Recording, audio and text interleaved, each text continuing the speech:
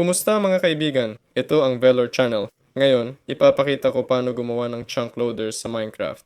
Para dito, kailangan natin ang mga resources na ito, okay? Ganito tayo magtayo. Lagay ng dispenser, hopper dito, at kuha ng obsidian. Gawa tayo ng portal.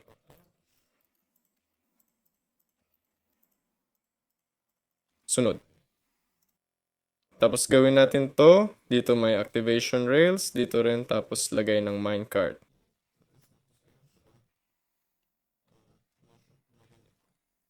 Sunod. Lagay dito ng half block, redstone torch. Dito naman, lever. Sa repeater, lagay ng 3 cards, sindihan portal, pasok.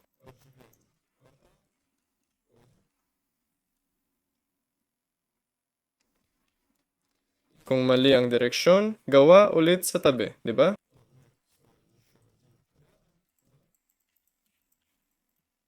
Sige, ayusin natin.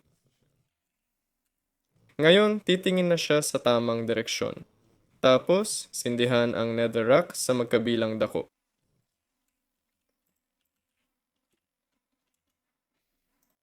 Balik tayo sa normal world.